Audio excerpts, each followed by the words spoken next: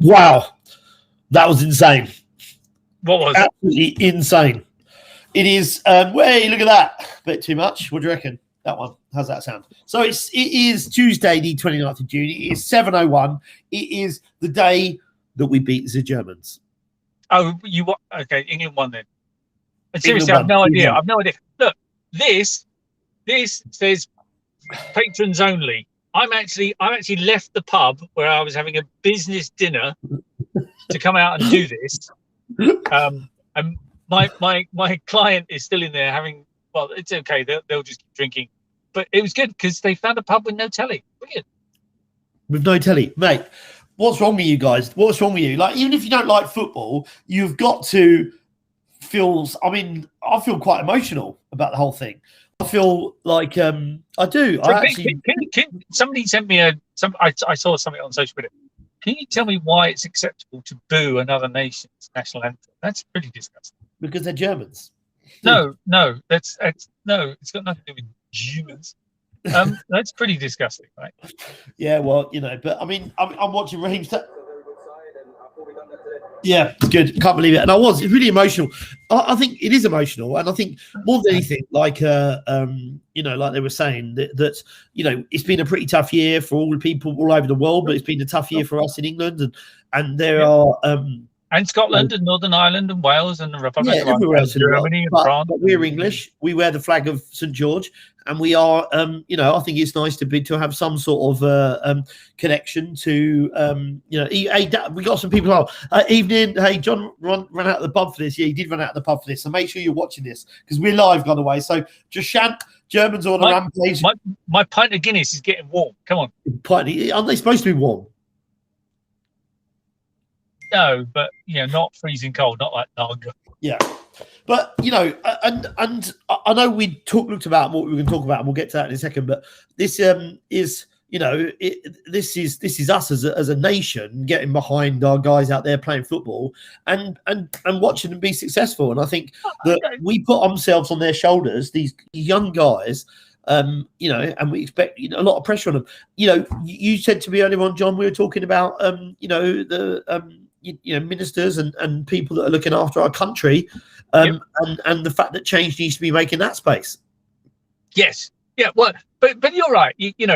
Any sport, whether you're into a sport or not, if the team you're following, if the country you're a party of, does well, absolutely, it's a time to celebrate. I'm not a football fan. I'm pleased that England have won. I actually don't care who the competition is.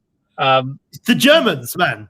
Yeah, it doesn't make any difference. It's about winning. It's not about who loses. Of course it is. Don't be so unpatriotic. Patriotic? I'm patriotic. I'm supporting England. I need to say Britain, UK. I'm supporting England. I don't care who you're playing. It's about you support the England. The England. But the point is, somebody, that about booing national anthem. I'm sorry, that's like bang out order. Dude, it's just. Have you ever been to a football match? I went to half of one. Okay, so professional football match. I'll take you to that's not true. I'll take you to the mighty Lions, John. That's not true. I saw England play.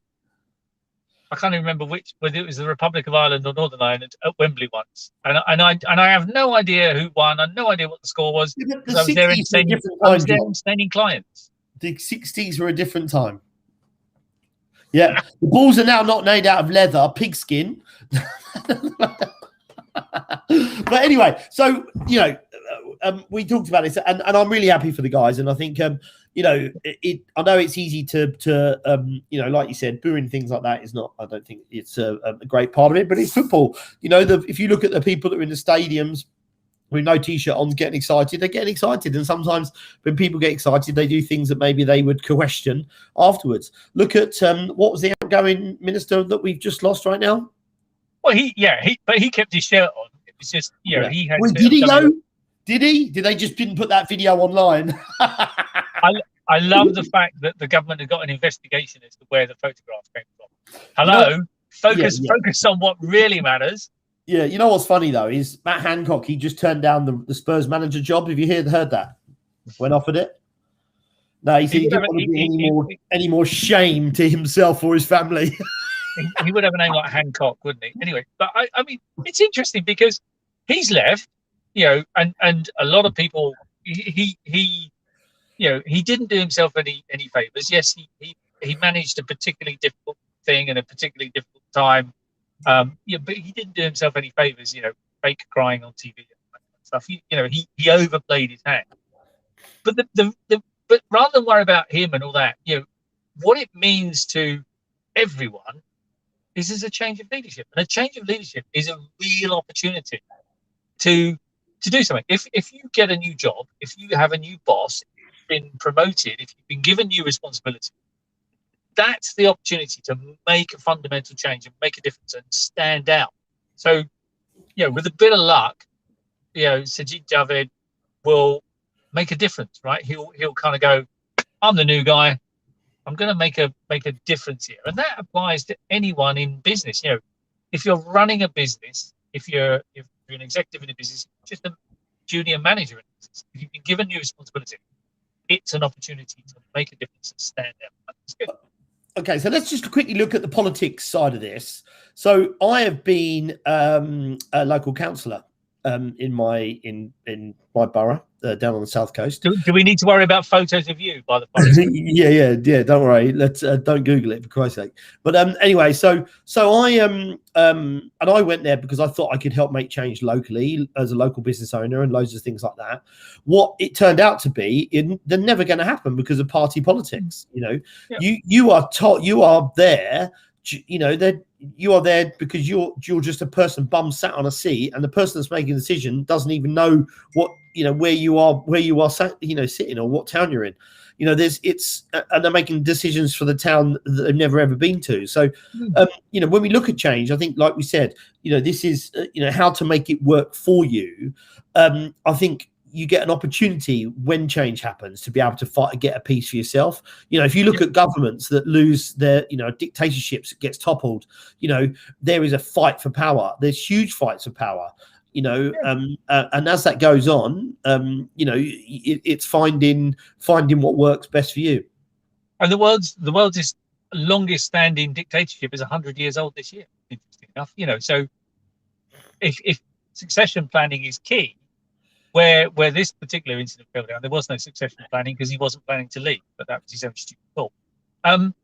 But it does create an opportunity, whether it is a democracy or anything else, and whether it's working in a company, in a job, or running a business. Change is a good thing, and change is an opportunity to kind of jettison some of the old stuff, throw away some of the stuff that wasn't working and try something different. Cool.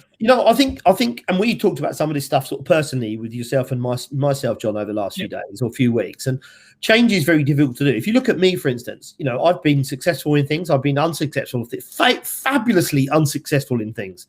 I have stayed a week longer than I should in a lot of places, but I've also gained experience and got understanding from that. But I've also been able to just go, you know what? This is not working for me. I've also got a supportive partner, the same way you do, that I can sit down and go, look, I did this, I tried this, we tried this, it didn't work. This is what we can do. This is what we're going to take away with it, and we're going to improve from that. And I think there are a lot of people who don't have the opportunity or the capacity to be able to look at change as a way forward. And I think if you look at, in the face of adversity, you're either going to fall off the end of the porch or sink, or you're going to change. Sitting there and pretending it's not happening is not going to make it go away. You look at massive cock, whatever his name is right now, that's leaving. Dude, they were filming inside of his office, and the government have got those pictures and they put them out to get rid of the bloke. It was definitely an insider job. Yeah, definitely. Yeah. I'm sure. What's his name's wife, husband said that as well. It was an insider job, but that's another story. Yeah, and she calls him Little Cock. But I mean, but you made a point, about you stayed longer than a week longer than you should in places.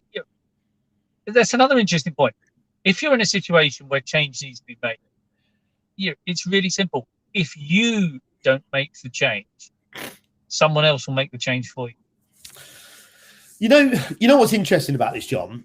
I was actually talking to one of the ladies that works with us. We were talking about relationships randomly, because haven't had a relationship, and the context will come in a second. But I haven't had to fight for a relationship or get a relationship or find a relationship, with a partner in this environment. In the day or the years of us working on Tinder and all the dating sites and all this other stuff. When I was, when I wanted to, you wanted to get someone's number, you had to walk over them, didn't you? Like, Yeah, you spent 4 hours propped up at the bar and then suddenly realised last orders, shit, you got 3 minutes. Yeah, which is long enough for you apparently, but for me, I need a little bit longer. But and I think that when it's very easy, and it's very easy for coaches and trainers to say, oh, you got to change your mindset, you've got to do this, you've got to do that, but change is very difficult. We look at the market that you're in right now for relationships, and it's different to what it was 30 years ago when you or I were looking for partners. And so now that it is different. So to understand that different need and want is to actually understand what you need internally for yourself. And I've said this a lot to a lot of people recently. I've said, worry about yourself, what you want and what you want to do and what you're good at. If it is not what you're doing right now, and a really simple way to do this, John, which I'm sure you know, simple piece of paper, draw a line down the middle, put what's working, what's not working, and you can do this about anything. I did this about Friends once in Australia. It was super brutal, right? For the TV series. Yeah, something like that. I wrote the friends that weren't conducive to what I wanted to achieve, and the friends that were. And the friends that weren't, I deleted their numbers and didn't speak to them. And that's a harsh way, and that's a hard thing to do. But, if you want to be successful, some things are not easy to do, right? No, you have to make some tough decisions. But the other thing is control the controllable. You had a choice of who you was going to remove from your list. You made the decision, right? But control the controllable. There were people on that list that you really weren't that bothered about, but actually you had to go to work with them the next day, or they were your boss or whatever. So those you can't control. So take control of the situation. Make the decision. Don't wait for a decision to be made for you. But embrace the opportunity to change. If that you are going to segment your friends list and throw some of them in, don't just throw them in. Look at what that gives you. Look at what else that gives you. Look what other changes you can make.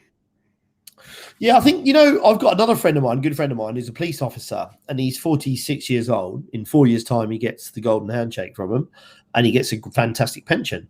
But he has known that he could earn a lot more money and he's a chief inspector. He could have earned a lot more money going and working in the private sector. Yeah. But it was a risk that he wasn't willing to take for his family. So he's done a job that he hasn't liked for 10 years until he gets, until he can retire. But yes, he gets a fantastic pension. He can look at what he wants to do, because 50 is not really that old nowadays, is it? I mean, I don't know if you can remember what it was like when you were 50. It was, I think that was the last time we beat Germany in any football game. Oh, I wouldn't know, would I? I wouldn't know. I have no idea. But you're right. Sometimes, I said, control the controllables and make the decision, because sometimes a decision will be made for you. Sometimes doing nothing is a decision. Your mate, the job he doesn't want to do, the decision is to do nothing. So that is still a decision. But make the decision, and if you are going to make a change, by crikey, make a difference. I'll tell you what's interesting about this as well. The more I think about this, because I did zero prep for this, because I was watching the football, is people. I always do zero prep for anything. Yeah, but you know what? Something that annoys me the most out of Natalie, my partner, who I love dearly, and she's not watching it because I don't have Facebook anymore. I stopped doing Facebook, and I'll tell you. Do you know how much time I saved? 36% screen time last week. See that, but that's an interesting dynamic, because that was not because you've got rid of Facebook, but because previous to that you were spending too much time on Facebook. I've got a Facebook account. I spend 10 minutes a day on it max. Yeah, but my daughter described Facebook is for old people. Yeah, it is. Or he's slightly younger than you. So when Natalie's in a restaurant, she'll sit down in the restaurant. She will not know the waitress or the waiter. The first thing she will say to him is, "What do you recommend?" Okay. That's I a dumb recommend the question most to ask expensive somebody. thing that we haven't sold in the last 3 But months. that's a dumb question to ask somebody that you don't know. They could be vegan for all that she knows. You know what I mean? Like that sort of question. So, and my point is, when you are looking to make a change, it has got nothing to do with people that don't know you or you don't understand their circumstances, because they might look at what you've got. And I asked this question actually to my wife the other day. We had somebody come around and buy something from us. And we live in a nice house on the beach. We've got some nice cars, and we've got some renovations going on, and it's not a horrendous situation. And this lady came around that's clearly in a slightly different situation, and you think to yourself, what does she think of us? Yeah. Why do you care what other people think? No. So when she left, she came out. She went, we live actually. We just moved from down south from London, and she goes, I'd love to live. Always wanted to live in one of those houses. And I said to her at the time, I said, look, the house that we live in right now is not the house that we lived in 5 years ago. 5 years ago, we lived in a house half the size of what we did. But to get to that point, we had to make some serious sacrifices. We had to make some changes that people looked at me and went, Jesus, Antony, what the hell are you doing? Doesn't make any sense. And I've just changed to another recruitment company, and I've done so because it worked best for me, not for the company. Yes, it will benefit the company because I'm fucking amazing, but it is that's conscious decisions, changes made. But the point is, all right, when you arrived at the one group, and I said about making an impact, did you walk in the door on day one thinking, how am I going to make an impact? Or before you even arrived, you kind of knew, I'm going to do this, I'm going to do this, and I'm going to do this. This is going to make a difference. I think what, they put a lot of faith into me, and Tristan, and I'm not sure where they got that faith from, but I've tried my hardest to make sure that we put stuff in place, because what we do might look easy from the outside, but I know not all heroes wear capes, and heroes is a pretty strong word, but if you want to use it about the recruiters, John, feel free. And I think that we had some huge success when we started, and yes, like Ant said today, a little bit was built on sand, but ultimately we put some great infrastructure in place, and I see where I am now as my foreseeable future. But who knows what I might get to a point where I have to look at making a change. But right now, everything that I want is given to me. Right. Sometimes a little bit too much on a platter. Like the tuck shops and stuff like that.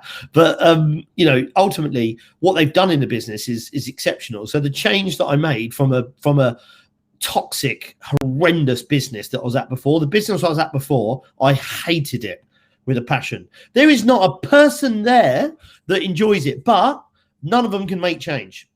But they need to make a change. If you don't make a change, like I said, someone else will make a decision for you. Make a decision. Otherwise, when someone else makes the decision, you've got no one to complain about. There's no point bitching. Shut up. Deal with it. You had a choice to make a change.